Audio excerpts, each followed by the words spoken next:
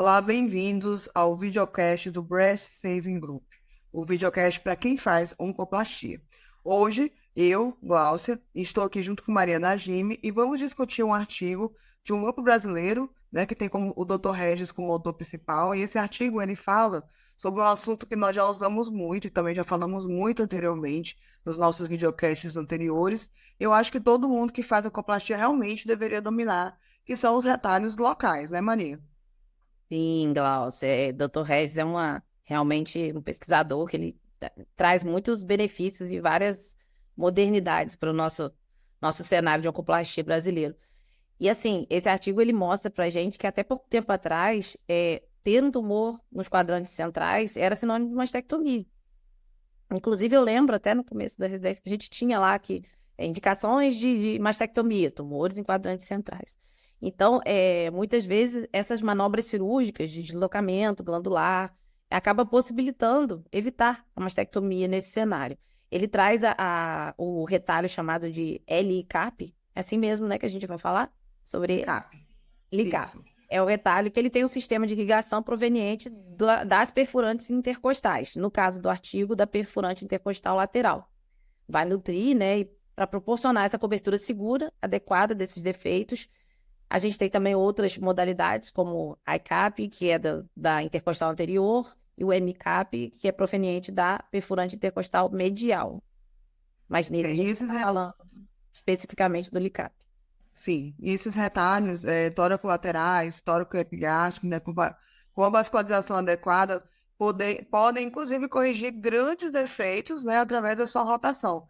E eu acho super interessante, Mania, que o cirurgião que faz a oncoplastia, como a gente já falou aqui várias vezes no nosso videocast, é que ele tem que ter no seu arsenal o máximo possível de técnicas cirúrgicas para que ele possa oferecer o que há de melhor para o paciente, né? Esse retalho, né, ele é descrito no artigo que é o bilobado, e que foi inicialmente descrito em 1918 que foi utilizado muito na questão de face, de nariz. Em 2008, um cirurgião plástico brasileiro, Rodrigo Tosh, sugeriu que o retalho fosse utilizado como defeito os quadrantes supermediais, que já é uma área difícil de reconstruir, né?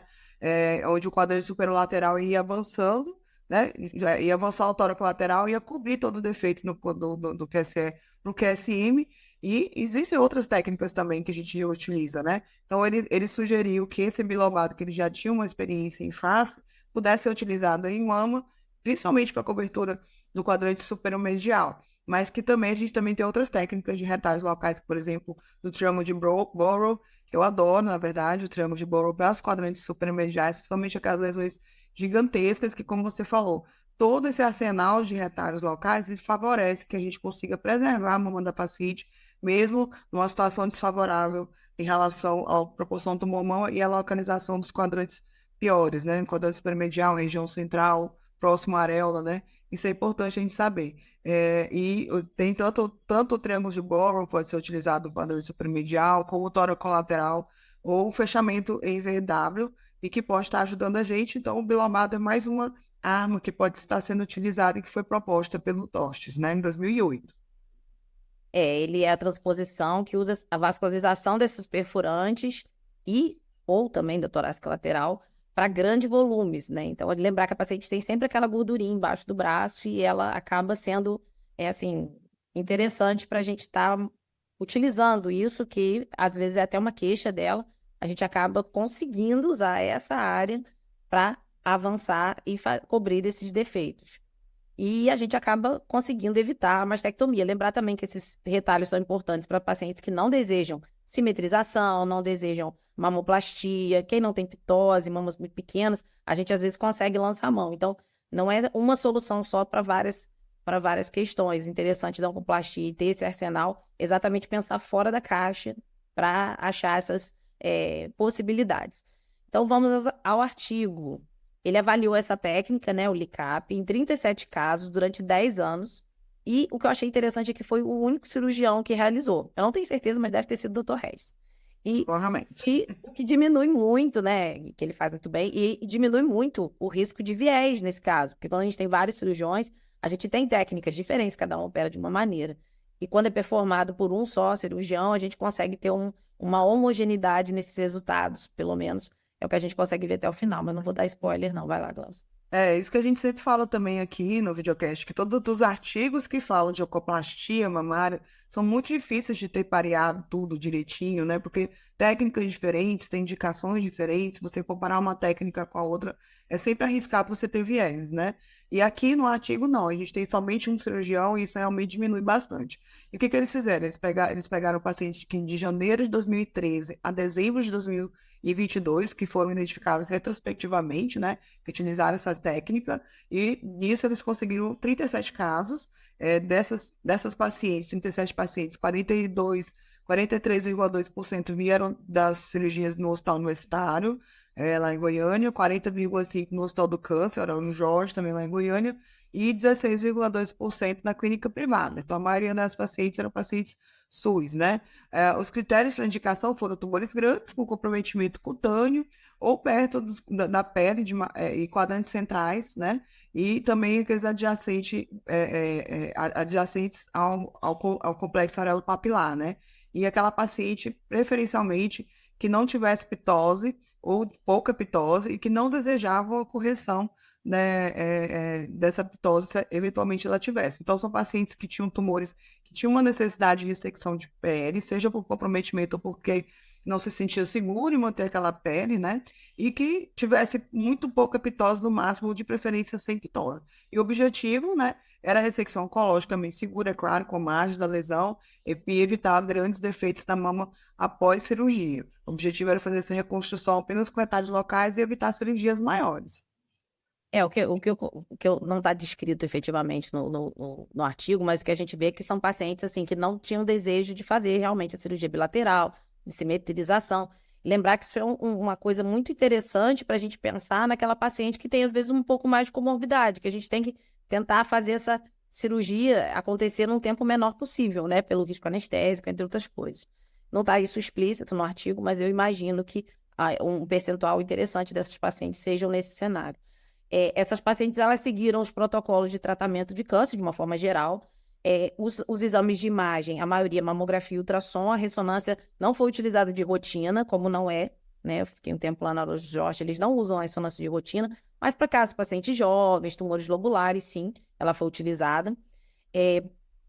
E a técnica foi baseada nesse, né, retalho bilobado clássico e adaptação também do Tostes, né, que é o cirurgião plástico. A técnica, na verdade, ela é mais fácil de desenhar do que de descrever. A gente vai tentar falar um pouquinho sobre ela, mas assim, vamos tentar imaginar um pouco, porque realmente ela, para só falar, assim, é uma técnica difícil. Na verdade, a gente aqui que está fazendo os videocasts, Maria, a gente está percebendo que descrever, falar de uma técnica é muito mais difícil. Não estou falando só dessa, não. Das outras videocasts que eu gravei, por exemplo, com a Camila falando do taco de rock, da mastectomia masculinizadora, isso é muito complicado. Mas a gente vai tentar explicar um pouquinho para quem estiver escutando a gente, né? O que que ele usa? Ele usa dois lobos, né? Que, quando rotacionados, fecham o defeito para evitar tensões, né? E para evitar essas tensões, o cirurgião tem que mobilizar o volume de pele, e a pele do tórax lateral. Então, acaba sendo dois lobos, um pouquinho diferente do tórax lateral simples, né? Os lobos devem ser, o primeiro é aquele no QSE, que é o que vai ir para o defeito, né? Ele é determinado pelo músculo pequeno peitoral. E o segundo lobo é próximo do serrátil e do grande dorsal, então é mais lateralizado, né? E eles devem fazer um arco de não mais de 90 graus para não comprometer a irrigação e, por conseguinte, o resultado final. Então, esses dois lóbulos, eles vão avançar, um para cobrir um defeito, o outro para cobrir o defeito do outro, e a gente consegue fechar na lateral o último remanescente. Não sei se deu para entender, né?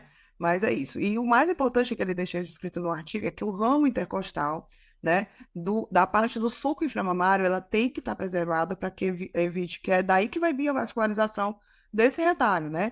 Tem que ser preservado e pode ser avaliado tanto com Doppler intraoperatório e, para quem os serviços que existem, né, e que nem todos ainda existem, que é uma inovação, o SPY, que usa o lidocaína como corante, que consegue ver a vascularização daqueles retalhos. Perfeito se não tivesse SPY em todos os locais, né, Najimi? Mas, enquanto isso, ou a gente vai pela nossa cabeça de evitar chegar no sulco, ou se tiver um Doppler intraoperatório, melhor ainda, né? Mas quem sabe a gente vai chegar no nível de SPY para todo mundo. Ia ser bom. Na verdade, o desenho me lembra muito as orelhinhas do Mickey, assim. Mais ou menos assim.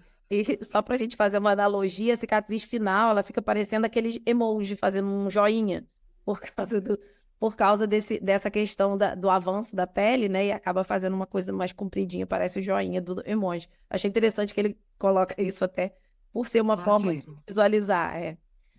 A maioria das pacientes ficaram satisfeitas com o resultado, né? Preferiram, obviamente, eu acho que isso é uma questão até um pouco óbvia, mas é interessante saber que elas também tiveram essa impressão. Elas preferiram a cicatriz ao invés da mastectomia. A pele precisou ser retirada na área do tumor em 97% dos casos. Eu acho que realmente foram tumores que tinham comprometimento ou muito próximo ou de pele já. E só uma paciente teve essa torácica lateral perfurante preservada, né? Perdão, a lateral, né, torácica, preservada também. Os cuidados no pós-operatório foram, é muita sigla, gente, mas vamos lá. Os cuidados pós-operatórios foram os de rotina, o antibiótico profilático, dreno, sentinela, sutiã compressivo por 40 dias, mais ou menos como a gente já faz, né, nas cirurgias conservadoras. A satisfação da paciente, eu achei interessante que ela foi medida de duas formas pelo cirurgião, que é a escala de Harris, e a BCCT.core, que é um software que analisa fotos. E teve também a avaliação do Breast Q. E aí, Justo, justamente. Essa escala de Harris, ela era vista para paciente 6 meses após a cirurgia, né? E foi definida como excelente, bom, médio ou pobre, né? Regular, digamos assim, e era determinada pela opinião do cirurgião. E duas pacientes perderam o follow-up e não conseguiram ser avaliadas nesse período de 6 meses e foram excluídas dessas avaliações. Então, aí também traz uma coisa interessante, Najim, para quem já trabalha com esses questionários. Eu fiz o meu doutorado com breast Q e satisfação da paciente, às vezes a dificuldade que a gente tem de convocar essas pacientes para aplicar um questionário, que seja ele que for, isso tudo quando a gente vê um artigo já todo desenhado bonitinho, a gente não imagina o tanto de trabalho que você vai ter para poder computar, analisar e trazer esses dados para a gente. Então, quando a gente fala desses artigos, sempre tem um trabalho muito, muito obscuro por trás e que realmente a gente tem que dar muito valor para quem consegue escrever e trazer esses trabalhos para a gente, né? E a opinião da paciente, que foi através do Breast Q, que todo mundo já conhece, é um questionário de qualidade de vida e satisfação estética, e tem em todos os cenários, inclusive da cirurgia conservadora, e que também foi utilizado há 6 meses após o procedimento. Provavelmente esses 6 meses após o procedimento é o tempo que tudo se ajusta e que talvez seja o tempo que eles observaram como seja o melhor momento para avaliar o que a paciente estava achando daquilo ali. eu acho que eles também avaliaram 6 meses por conta da radioterapia, que aí já é um período que a paciente já fez a rádio e a gente vai ter esse retalho pós-rádio, que às vezes ele é comprometido realmente, para saber a viabilidade dele, inclusive pós a radioterapia, porque vai ser necessário na cirurgia conservadora. E Sim. alguns resultados, a idade média é 57 anos, o tamanho médio do tumor pré-QT, né, nas pacientes sem QT, foi de 46 milímetros, e na pós-QT de 40 milímetros. Então, assim, são tumores grandes que foram retirados, né, nesses casos descritos. 14 tumores eram maiores do que 5 centímetros e um deles era muito céntrico. 33 eram um carcinoma ductal invasor, 3 lobular invasor, um carcinoma mucinoso e um carcinoma ductal in situ. O CAM foi ressecado em 19 pacientes e 2 delas tiveram o complexo areopapilar reconstruído de forma imediata também, que é uma possibilidade nesses casos. O que não está aí também escrito na GIM, que é interessante, que o IMC dessas pacientes era um IMC um pouco maior, se eu não me engano era 27, né, a média. E significa que realmente é o tipo de paciente que tem um perfil melhor para esse tipo de cirurgia, aquela paciente um pouquinho mais cheinha e que tem aquela gordurinha lateral e que vai permitir que a gente rode para reconstruir a mama, é o ideal, né? Sobre Aquela essas oportunidade, né? Oportunidade de tirar aquela gordurinha lateral e que, na verdade, acaba sendo favorável para o paciente. Com certeza. E sobre as complicações, a gente tem 3 pacientes, elas tiveram pequenas complicações, uma era uma hiperemia, que foi tratada com antibiótico, uma paciente com hematoma, uma paciente com uma área de necrose gordurosa, né? E esse último caso de necrose gordurosa foi uma paciente que já tinha uma hemoplastia prévia, por isso talvez tivesse a vascularização mais comprometida, né? Talvez, principalmente naquela região do sulco inflamatório, onde eles explicam que tem que ser preservado, né? Isso deve ser considerado, sim, sempre nos retalhos locais, porque essa nova rede vascular, após o procedimento estético, a gente não tem muito domínio, a não ser que a gente tenha um SPY, né? Na GIM não Ia ser o operatório. cenário ideal. O cenário ideal é Cenário todo ideal, mundo mas a com paciente, Spark. É quem porque dera, né? realmente, você pensar que a paciente que fez a mamoplastia, a maior parte das vezes a gente não tem acesso à descrição cirúrgica, qual foi o pedículo areolado utilizado, se foi realizado ou se foi enxertado. A paciente não tem esse tipo de informação para trazer para a gente. Então, ver uma mamãe já com mamoplastia prévia, a gente tem que pensar duas vezes antes de fazer um retalho local mais ousado, digamos assim. E eu acho que o SPY seria realmente a solução dos problemas nesse cenário de mamoplastia prévia. A satisfação da paciente, né? Na escala de Harris, 17 casos excelentes, 16 bons e 2 medianos, né? Nessa outra escala, que é um software, na verdade, que analisa as fotos, que é o BCCT Core, não sei se é assim que fala, mas parece que sim. 5 excelentes, 23 bons e 7 regulares. Mostrar que talvez o software seja um pouco mais pessimista, de acordo com os resultados. E o Breast foi respondido por 18 pacientes apenas, mostrar realmente a dificuldade de follow para estar escrevendo um trabalho desse que, por 6 meses depois, você conseguir que a paciente faça um questionário já é uma coisa difícil.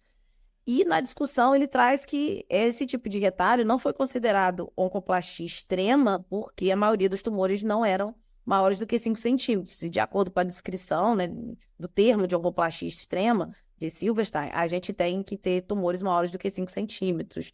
Mas, dependendo, pelo que a gente está vendo, tumores muito próximos de 5 centímetros. É um retalho que ele realmente chega muito próximo da gente estar falando aí oncoplastia extrema. Outra coisa interessante também que tinha no estudo, na GIMI, é que essas pacientes, a grande maioria delas não tinha pitose, né? Então, é a mama que você tem dificuldade para fazer uma mucoplástica mesmo, com pedículos e tudo mais, né? Não só o desejo da paciente, aquela paciente que ia para mastectomia, porque ela não tem o volume adequado de mama, digamos assim, né? Então, a maioria delas não tinha pitose grau 1, e aí sim é o tipo de mama ideal para você utilizar um retalho loco-regional e não uma mucoplástica com pedículo que seria maior, né? É uma limitação do estudo, na verdade, é um número pequeno de pacientes, né? Que retornaram para o rescue, você vê que somente nem 50% dos pacientes 50%. preencheram o que eu falei para vocês, eu falo por conta própria mesmo, porque da minha casuística eu lembro que eu tive muita dificuldade de reconvocar essas pacientes, de fazer, aplicar o questionário. Então, realmente é uma coisa que parece uma bobagem, mas é muito difícil. Às vezes elas não querem preencher, às vezes elas têm vergonha de preencher, às vezes elas precisam de ajuda para preencher e você não consegue ter uma fidedignidade daquilo ali, né? Nesse caso, apenas a opinião do cirurgião do aplicativo, né, que foi levado em conta, e que acaba classificando como um retalho, como um efeito estético bem satisfatório, na verdade. Eles concluem também, né, Jimmy, que apesar de uma cicatriz maior, porque uma das questões realmente que você vê de crítica em relação aos retalhos loco-regionais são as cicatrizes que a paciente ganha, né? A paciente que ganha um bumble, ganha uma cicatriz grande, tóraco lateral, tóraco epigástrico e o bilobado. São cicatrizes maiores, você tem que conversar com isso com a paciente, mas eles dizem que a cicatriz maior ainda é considerada melhor do que uma mastectomia com retalho e é uma ótima opção de reconstrução dos tumores na área central, principalmente para mamas pequenas, sem ou com pouca pitose, onde a mamoplastia não deseja ser realizada ou porque a paciente não tem questões clínicas ou não tem volume para aquilo ali, né, para mamoplastia. E esse é mais um trabalho que mostra para a gente tanto que o retalho regional é algo super importante para a gente, enquanto cirurgiões que fazem ecoplastia, ter domínio, né? Porque eles têm que ser utilizados com sabedoria, eles têm sim que estar ali com uma cartinha na manga em relação à questão em diminuir complicações, diminuir tempo cirúrgico e tudo mais, né, Najib? O que você achou aí do artigo? Achei excelente, achei que o número de casos é realmente muito grande de uma técnica específica, a gente tem uma dificuldade de selecionar, porque querendo ou não, a gente faz diversas técnicas no consultório, no serviço, né, que a gente está inserida, mas você conseguir realmente separar por técnica, ter isso tudo bem documentado, é o Regis, né? O Regis realmente ele tem todo um trabalho científico que ele faz e que é muito importante para a gente estar aí evoluindo com esses estudos, que querendo ou não, isso aí traz dados para a gente poder estar utilizando e segurança para quem está começando, né? Poder estar lendo a experiência de outro colega com tantos detalhes. Eu vou acabar fazendo um spoiler aqui com relação à questão dos retalhos locais. A gente está vendo, toda vez que a gente fala aqui de retalhos locais, tanto que isso tem salvado um pouco, salva a gente no dia a dia, né?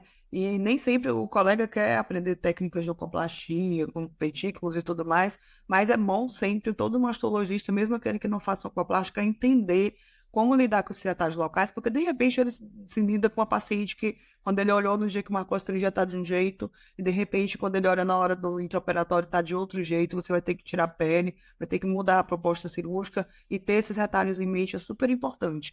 E aí, eu vou citar duas situações, né, Jimmy? Uma delas que a gente discutiu aqui, se eu não me engano, foi eu e você que discutiu aquele artigo do Dr. Benigno, né? O Geni usa um retalho local para salvar a reconstrução pós mastectomia pré-peitoral. E nesse salvamento de reconstrução, ele roda o tóraco epigástrico, tóraco lateral, faz aquele batwing.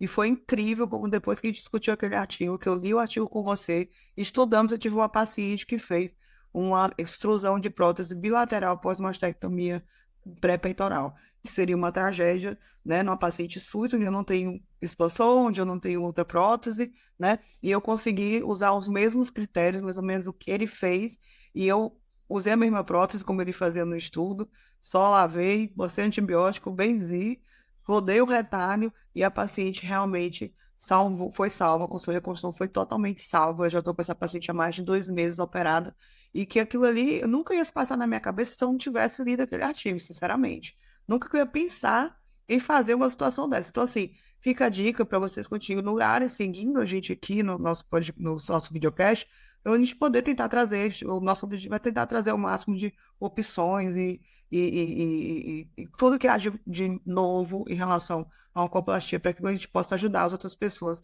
no seu dia a dia, nos perrengues do dia a dia que todo mundo sabe, né? E segunda coisa, fala pra gente, Najime, o que a gente está preparando aí com o nosso EAD de retalhos locais. A gente está preparando um material muito interessante que vai sair logo, logo. A gente vai ter mais notícias relacionadas a isso nos próximos videocasts.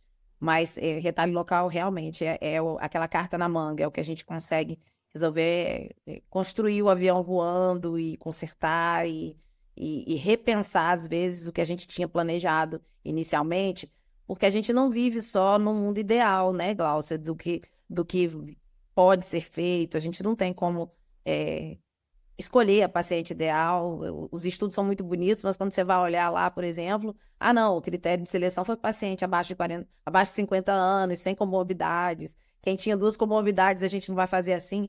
Peraí, mas a paciente que chega para a gente no consultório não é essa.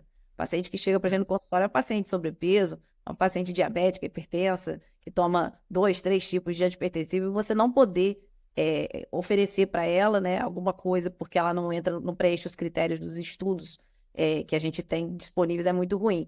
Então, o retalho local ele é uma alternativa, desde que seja muito bem conversado com o paciente. E a questão das aulas do EAD, que estão sendo preparadas com muito carinho sobre os retalhos locais, eles vão realmente sanar algumas dúvidas de vida real mesmo. O que a gente quer passar para quem estiver assistindo as aulas é exatamente a vida real, o que a gente faz e o que a gente pode estar proporcionando.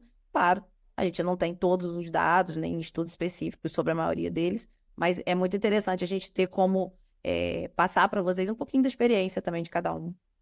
Imagina você ter ali na palma da mão esses desenhozinhos todos, né? Najime é nossa desenhista top master aqui do Breast Saving Group. E os desenhos dela esclarecem tudinho, realmente explicar uma coisa, mas desenhar é outra. Imagina estar no perrengue e ter ali e, na sua mão todo esse material que você possa estar utilizando qualquer um desses retalhos, né? Que a gente às vezes não tem na cabeça mesmo, mas é importante a gente entender, ter conhecimento e poder utilizar isso num perrengue do dia a dia, que é a questão da vida real. Né? O que a gente está falando aqui é que a gente lida com pacientes obesas, não tem tempo de resolver o problema, dor na pele, tarará, e todas essas questões, o cirurgião tem que estar quase que um MacGyver no momento da cirurgia para poder fazer o que há de melhor para os pacientes. Isso acontece todo dia com a gente e é importante a gente estar preparado, né, Najime? Eu gostei do artigo, achei que todo que fala de técnica cirúrgica é interessantíssimo. Lá tem todos os desenhozinhos, né, das medidas. Tem um videozinho também que ele coloca lá, tem o QR Code no artigo que ele mostra o vídeo da técnica em si. Então, assim, isso só faz enriquecer a gente. Queria parabenizar o Dr. Regis, toda a equipe lá de pesquisadores, né? pelo artigo, agradecer por esse artigo e continue trabalhando na pesquisa para que a gente possa estar usufruindo desse conhecimento, né, Najmi? Isso aí, Glaucia. Até a próxima videocast, gente. Gente, até a próxima videocast. Muito obrigada por tudo. E vamos embora. Toda semana a gente tá por aqui.